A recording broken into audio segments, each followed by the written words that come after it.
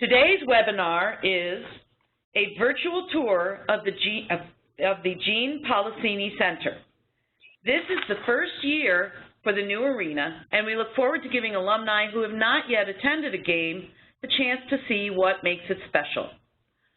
We are joined by our panel of presenters, all very knowledgeable about the value of this new arena. Jordan Steffan is the Assistant Director of Sales and Marketing for RIT's University Arenas Department.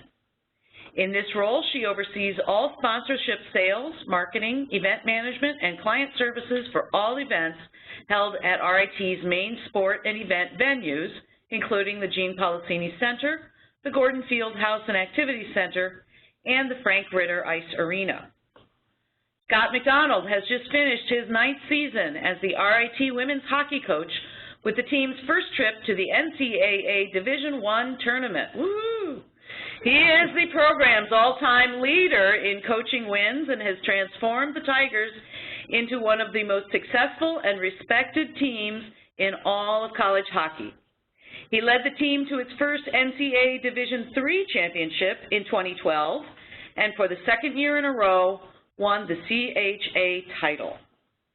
And Wayne Wilson has just finished his 16th season as head coach of the RIT men's hockey team, also with a trip to the NCAA Division I tournament where the 16th seeded Tigers defeated the #1 seed Minnesota State, the first time in history for that.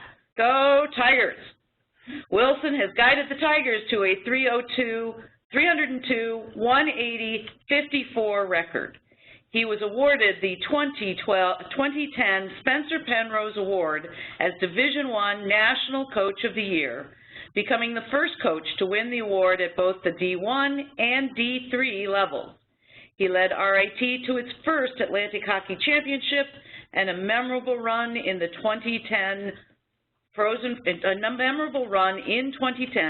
when the Tigers captured the attention of the country as they made their historic trip to the Frozen Four. Thank you all for sharing your thoughts on this great new facility at RIT. And now I will turn it over to our panel. Hi, everybody. We'll start with a little bit of background information first, and then we'll get right into the tour itself.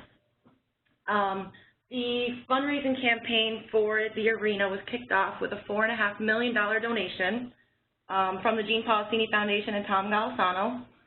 It was designed by BBB Architects and built by LaChase Construction. We broke ground on the facility in the fall of 2012. It took just about 2 years to build, with construction starting in 2013. Overall, it's a 112,000 square foot facility. It's a multi-purpose facility.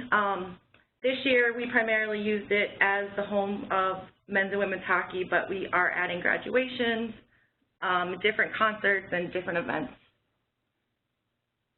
Collectively, it's a 4,000-seat facility with standing room for 300 additional seats, and it's located on the south side of campus behind the SAU. The Polisseni Center took the place of Ritter Ice Arena, which was home of men's and women's hockey for over 50 years.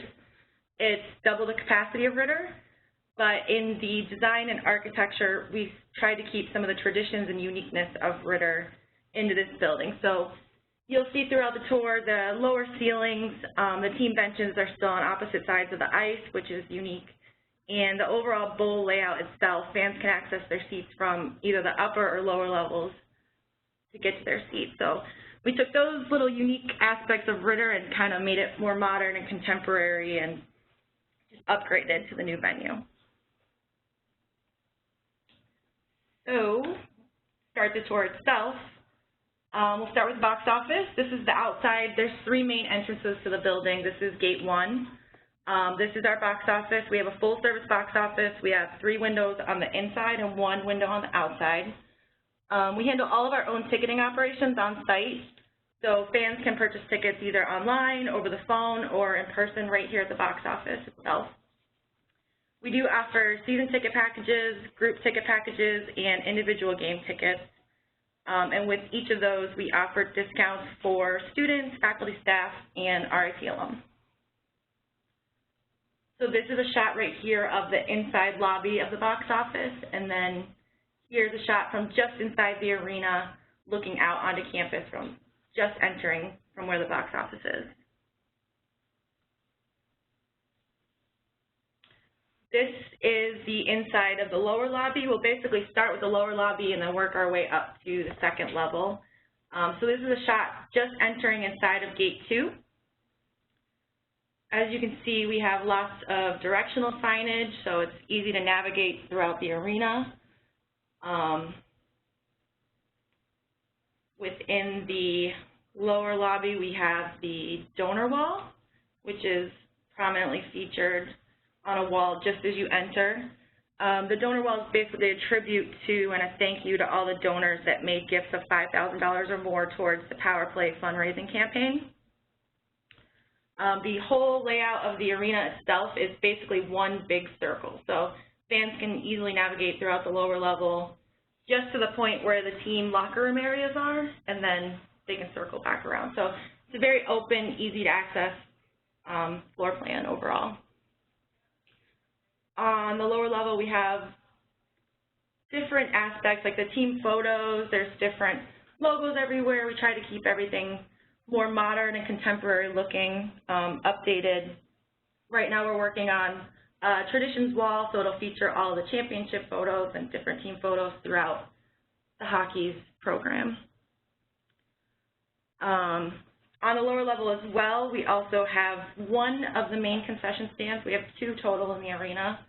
One of them is located on the lower level, and we have the Barnes & Noble Spirit Store, which we'll get to. This is a shot of the lower level concession stand. Obviously, it's not open at this time, but it's a full-service concession stand. All of our concessions are handled by Brick City Catering, which is a part of RIT's dining services. And they also feature different food varieties throughout the venue with 6 mobile kiosks throughout the venue. So there's a lot of food variety for fans to choose from.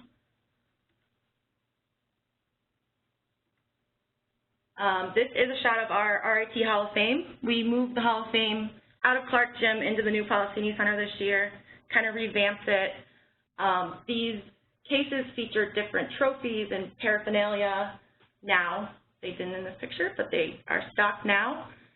And they also feature photos and descriptions of all the Hall of Fame members. So when you step back from the wall, it shows a tiger image, but when you look closer, you can read all the bios and the pictures of everyone in the Hall of Fame.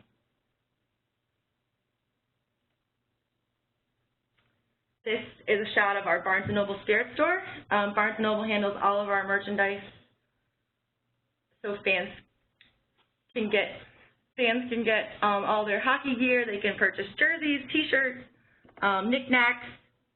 Barnes & Noble handles all of the apparel for RIT in general, but they have a remote location here in the venue, which is a huge upgrade because at Ritter they had basically a table set up.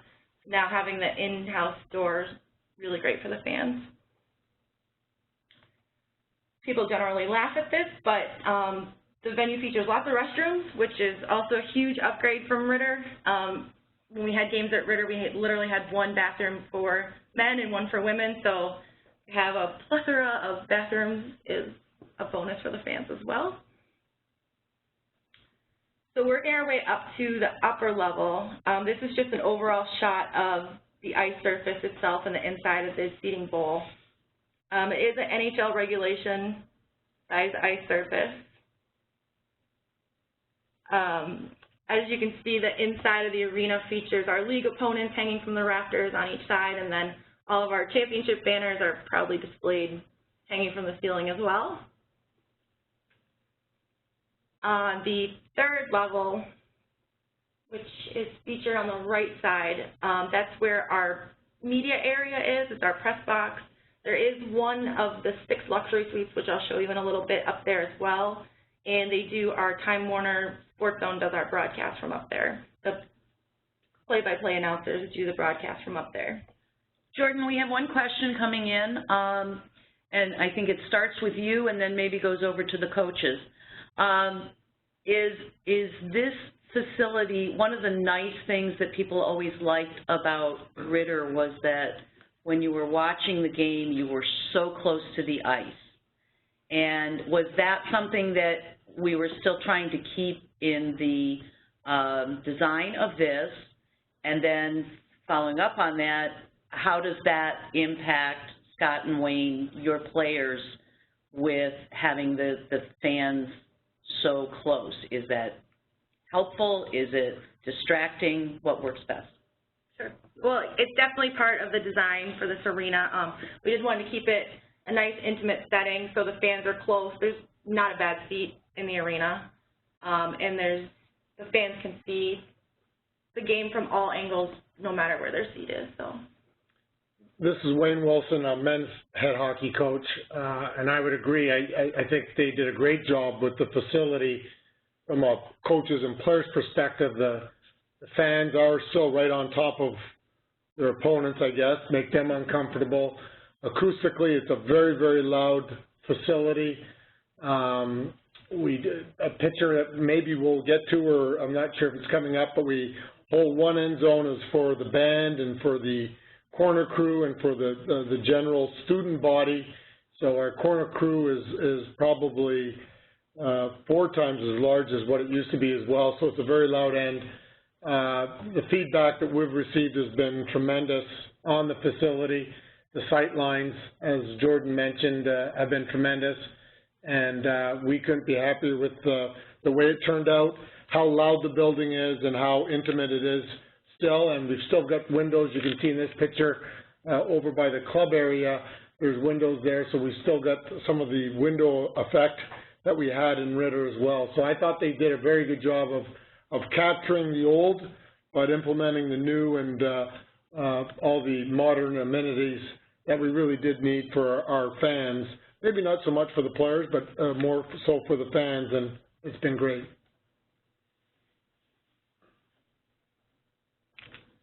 So while we're on the topic of seats, we'll talk about the seating a little bit. The majority of the arena is reserved chairback seating. As Wayne mentioned, the end area behind the goal is our general admission seating. That's where we typically call it our student section. That's where the majority of students sit, as well as the corner crew and the pep band. That area was an expanded student section from Ritter, so it has about 1,300 seats in that corner. We also have club level seating, which we'll get to in a second, but there's 300 seats. The club section is more luxury upscale seating, so anybody with access to those seats has access to the club lounge, which is our exclusive club area. There's a picture of the corner crew full, cheering loud and proud. A little shot during the national anthem, and the pep band. This is Wayne Wilson again. I think the 2 best areas, not to slight any of them, but is the corner crew end, or the student section end, and the club area. I think the club area with the meal that's provided and the ability to buy alcohol for the price that they're offering, I don't think there's a better deal in all of Division I sports, period. But I think those were probably the 2 most popular areas, and then we had a great showing in the other areas as well. But the student section is kind of crazy, and that's the way we like it, and that's the way I think they like it. And then the club area is great for people, and it's open to everyone.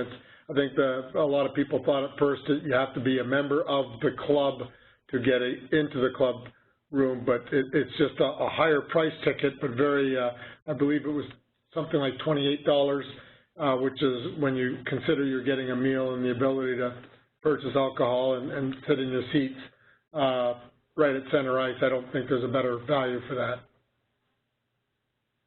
Yeah, this is Scott McDonald with the women's hockey team. And just to go off of what Wayne has been saying, from the crowd standpoint, seeing the corner crew in action now in this venue is something pretty special to witness in person. In Ritter, where it was very confined and very loud, with the arena configuration where it was tiny, the corner crew didn't look that big. But now when you see it in this venue, especially at the men's game, it's a pretty special group of people that are kind of bouncing all over the place, and they're really bouncing off walls in this place with the amount of room that they have. And it's, from a spirit standpoint, it's brought a ton of pride and spirit to the school. It's really, you see more and more people walking around with RIT jerseys, T-shirts, the hockey stuff. It's kind of blowing up on us here, which is pretty special, and it's exciting to be a part of. So season ticket packages will be available. They generally go on sale in July. And as I mentioned earlier, we do offer group discounts of 10 or more people throughout the season for individual games also. So be on the lookout for those. One more thing to mention while we're still kind of on this level before we go into the club area is we have 2 high-definition video boards, one on each side of the venue. And RIT alum who owns Translux Corporation actually donated those for us. And we're basically the only sports team in town that does a full high-definition production. So between the video boards and our cameras, we're the only ones that can say that we give our fans a full high-definition production. From this is Scott again. From a coaching standpoint, when we're on the bench, having these boards at each end is such a huge plus for us now, where with video replay, we can get a sneak peek on calls that if we want to challenge or not before, you know, you can see it again without really being able to, if that makes sense. But from a fan perspective, you know, if you miss a call or you miss a goal, if you're talking or maybe you're at the bathroom, you have instant access to seeing a replay, especially with the amount of video boards that are around the arena that's attached to it, and TV monitors. It's been a really nice perk to have this year, having that access to instant replay. And with these video boards also, it gives us the flexibility to offer sponsorship opportunities. So sponsors can purchase ads that we can run on these boards. We do different PA announcements with their logo on the video board. We have sponsors for the replays and stuff like that Scott talked about. So it just opens up additional revenue opportunities for us. Yeah, we can also do different promotions, which we weren't able to do at Ritter, incorporating the video board as well, such as dance cam and, you know, showing fans up there and just enhancing the overall fan experience. So walking up to the club area, this is one of my favorite walls in the arena. All these words have RIT in them, which is kind of cool. It leads you right into the club lounge area that we kind of touched on before, but the club lounge features an upscale buffet. There's a rotating menu every game and a cash bar. So to have access to this lounge, again, you have to have tickets in the club section, and it is closed off to the rest of the arena. On here also is a shot of our zero waste initiative. It's a zero waste facility. These little containers they're in the club section. They're also located throughout the venue, but they're here to help fans designate their waste and help with recycling efforts.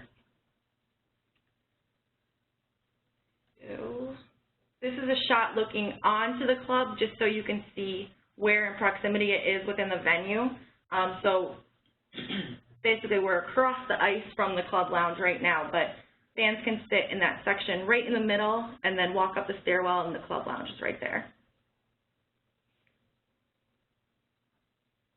It's a very open layout, so people can hang out in that front area, or they can go back and sit at any of these tables. We have high top tables, low top tables, and we do take reservations on game nights. This was one of our most popular areas for tickets. It was pretty much sold out every game this year. So we did offer reservations, and we will continue to offer reservations, so that if you want to get there early and sit with your family and make sure you have a table, you will. A couple different angles of the club area for you. So behind these tables, back in the back right there, that's the bar area. And then if you're looking at it from this perspective, the buffet area is directly across from it.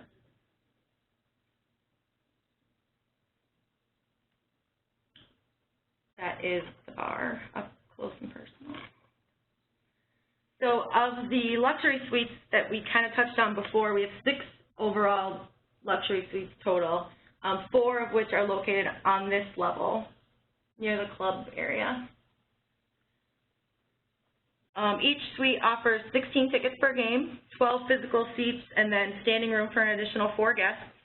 They all have their own mini refrigerators, private television, and we offer private catering for them during the games as well. The picture on the lower level, on the lower corner, is a shot inside our bunker suite, which is kind of unique to this arena. It's basically a private room where fans can rent out per game and have their private party in that room. They can't see the game from that area, so then they come into the actual arena and sit with the fans once the game starts. So it's kind of unique because they have their own little room where they can do their thing before the game, and then once the game starts, they have nice upscale seats in the seating bowl itself. And then the 6th and final suite, as I mentioned earlier, is up on the media level on the 3rd level.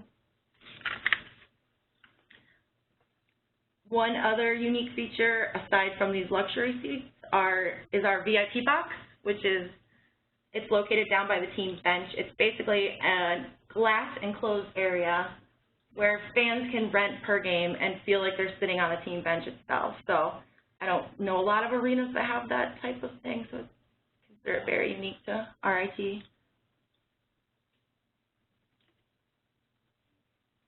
Shot of this suite.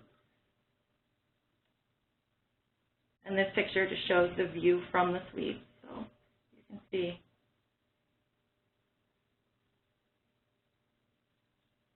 We have just one quick comment from Julianne. She says, which is great, just wanted to congratulate both coaches on a great season and an amazing new venue. She's a former RIT employee, athletics fan, and an alum. So thank you, Julianne. And please feel free, as we said, to type any questions you do have into the chat box as we continue through the presentation. And we will also take questions at the end. So on that note, I'll turn it over to the coaches to talk about the locker room areas and the team areas and give a little recap of the season itself. This is Wayne Wilson with the men's hockey program, and what you see now is our locker room.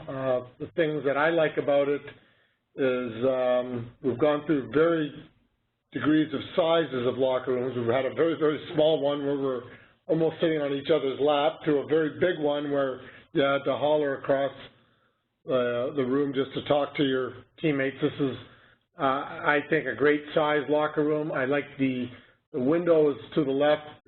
You may see a little glare there, but I like the natural light that comes in so you don't feel like you're at the bottom of a big building. It just, I guess, lightens the mood or makes you in a better mood, it seems. Our logos in the locker room there. What you don't see is we have our TV where we show our video to our players and game board and so on that we maybe drop plays or messages and things like that. The other thing that's unique with this room is that when you close what would be like a barn-style door to this particular room, in the evening, the locker room heats up or it dries out all the equipment, which is good for the equipment, makes it a little less smelly for those who are familiar with hockey equipment and don't want to be. It's been worked out, but it's a great size room that we're able to, our guys get ready for games and practices every day, and we've really enjoyed that area.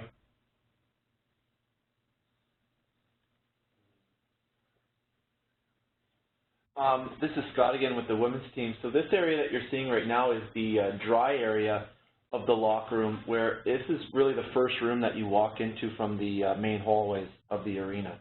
And this is a nice feature to have where coming from class, you now have an area to change, put your personal belongings in these lockers, and obviously with the couches there, and there's a TV that you can't see that's on the wall, that the players have an option of just more or less hanging out and relaxing before or after practice and in between classes. The other function of it is just hanging all your workout gear in here and keeping, like I said, the personal belongings, your book bags, your schoolwork, out of the area where your hockey stuff is. And The last thing that you want to have is your smelly hockey equipment hanging beside your everyday clothes. And this room is it's really nice, and as you can see, it's well kept. The players are very respectful in how they keep these areas. It's just a nice feature to have, and which actually separates us from a lot of programs in the country right now.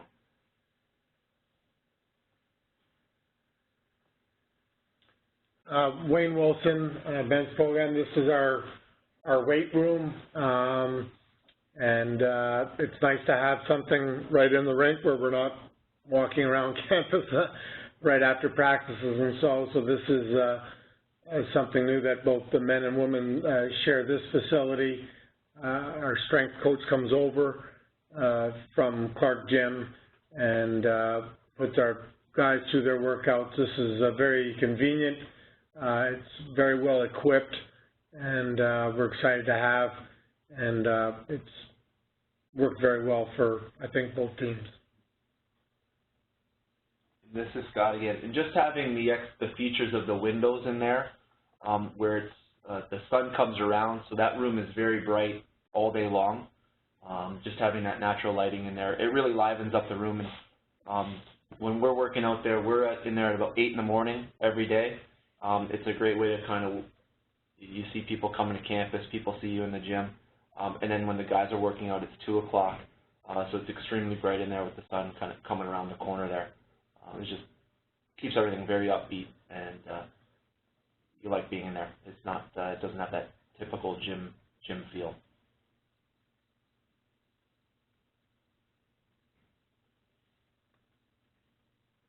So this is Jordan again. Before we take questions, we thought maybe the coaches could each give a little recap of the season this year and what's on tap for next year. Wayne Wilson, and the group that I coached this year, I was really excited about. I thought it was a great group of players. We're really going to miss them, and that's regardless of wins and losses. I just thought it was a fun group to be around. They were all team first guys. Very excited about the year, leading up to the year, being able to play in this facility.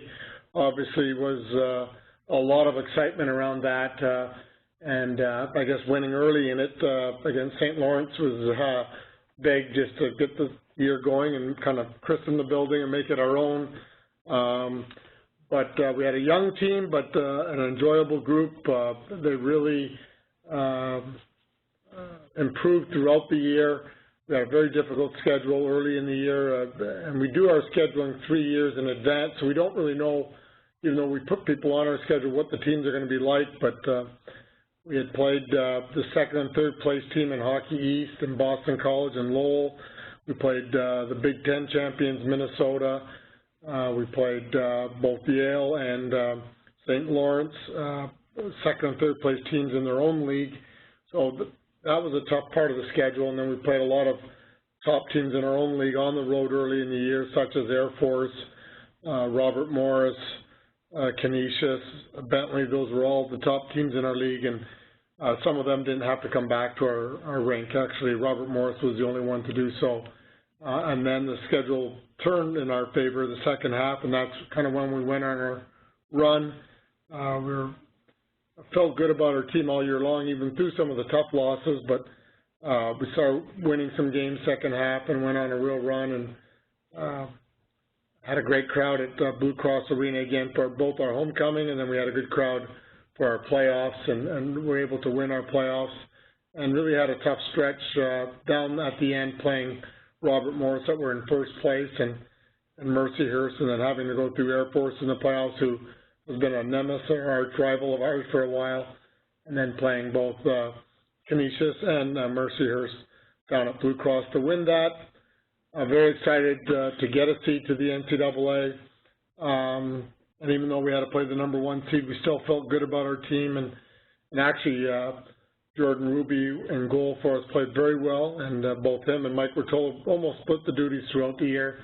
Like Jordan had a great game against Minnesota, and then Matt Garbowski, a Hobie Baker finalist, and won just about every award possible this year, along with the other players on our team that won awards. But we beat Minnesota State, and Minnesota State was a very good team and probably a better team, but we found a way to win that game, and then lost to Omaha, and probably a team that we probably should have beaten in that game. So the results were a little flip-flopped at the end, and the NCAA probably could have lost the Minnesota game and should have won the Omaha game, but we flipped that. But we were one game short of going to the Frozen Four again, which would have been a major accomplishment, but just making the NCAA's accomplishment enough. We were happy with the way things finished, and excited just about the first year in the new rink and having a successful finish to our season. This is Scott with the women's team. Our year, as Wayne said, we're excited with the group that we had coming back. I think the opposite of Wayne, we had an older team this year. We were seven seniors on the team of 22 players, and we couldn't wait to get going. And we finished strong last year, winning the conference, and this year opening the new building, the anticipation and the excitement was nothing like we've ever felt before. And going into our third year now of Division I, we opened the building up with a couple of wins against Union. And then actually right after that, we ran into the injury bug, where we lost a significant number of players for the next 25 games. And it turned our season kind of into a roller coaster adventure, where we're up and down, and the travel kind of wore on us, where we had some nice trips where we were out to Brown and Vermont, Princeton. We had North Dakota came to Rochester this year to play us. So we had teams from all the 3 different leagues that we play are in the country. So it was nice to kind of have a variety. And then once Christmas hit, Christmas break came at a great time, where the entire team finally had a chance to get healthy. And the second half of our year, we really started turning it on, where we got into conference play. We had a full lineup finally that was able to dress on a consistent basis. And then from there, we kind of let the 7 seniors on our team take charge and lead us into the playoffs. And they really turned it on. And we always thought our team was a lot better than what our record was, and it wasn't really indicative of how good we thought we were. And then we went into the first round of the playoffs and swept Robert Morris on the road. And then the following weekend, we matched up with the #1 seed Mercyhurst. Ended up beating them 4-1. And then in the championship game for the second time of the year, we went into double overtime and ended up winning that one. But the difference of this year was this was the first year that we were eligible for the national tournament. So when we won this, it was we knew we had at least one more weekend, and making a national tournament where it's only 8 teams go, and we had the #1 seed. And unlike Wayne, we still match up with Minnesota, but it was a little different outcome, where they were pretty good. They ended up winning the whole thing, and but for the experience of the first time being in the national tournament at that level was exciting for the team. And to be honest, the team is still riding quite a high from the whole winning the conference and getting into the national tournament. And heading into next year, we're excited for next year. We have a young group coming in. We have 9 freshmen joining the team. It'll be a work in progress, but I think from a talent standpoint, I think we're now that in our 4th year of D1 recruiting, I think we're going to be in a very good spot next year from a talent standpoint.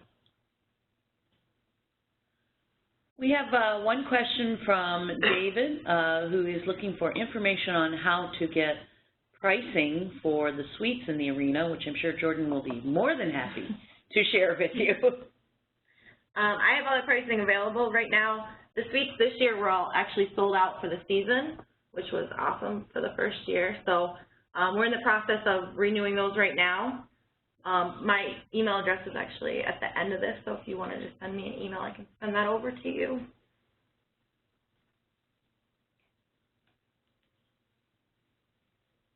And there is that email address.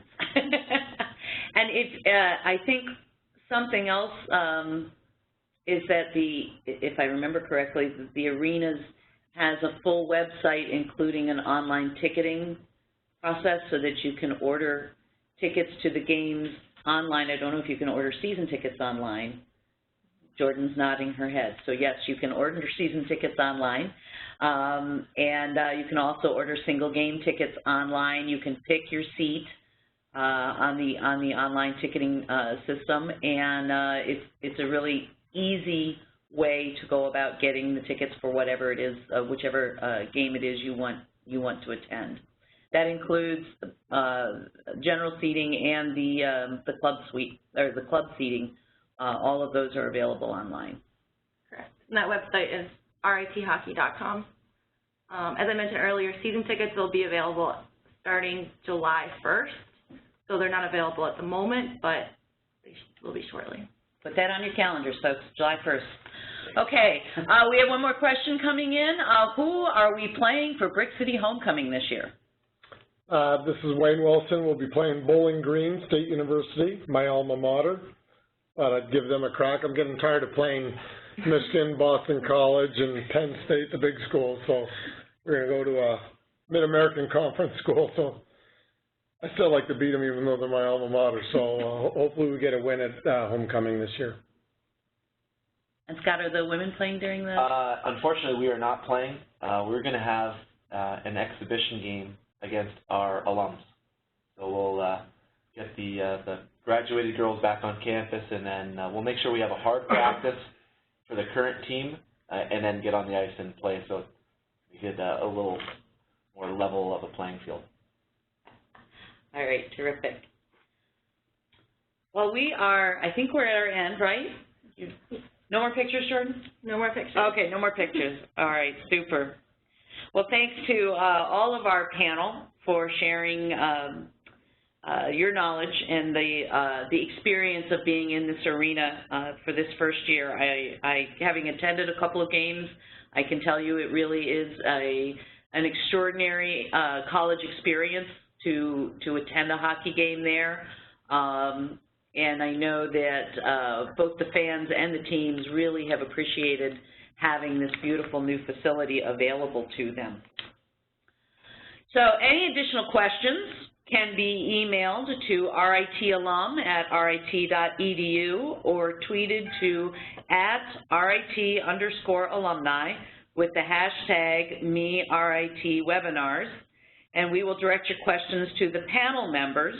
You also see that you have Jordan Steffan's email up there and her Twitter account and the RIT Arena's Facebook account. So questions like how do you reserve a suite next year can certainly go there, and she can answer those for you as well. We'll remind you that all participants will receive an email from us in the next few days with a link to today's webinar recording. Many thanks to our panel members for taking us through the Gene Polisseni Center, and thank you to all of our alumni for joining us for today's webinar. By popular demand, MeRIT webinars are presented twice a month. Join us for the next webinar on Tuesday, April 28th, when we welcome Monica Habish talking about material and performance evaluation of shipping containers. And we remind everyone that May 1st and 2nd is the Imagine RIT weekend here on campus. On Friday, May 1st, we will be inducting alumnus Alex Kipman, inventor of the Kinect and the HoloLens technologies at Microsoft, into the RIT Innovation Hall of Fame. And then please join us Saturday, May 2nd from 10 a.m. to 5 p.m.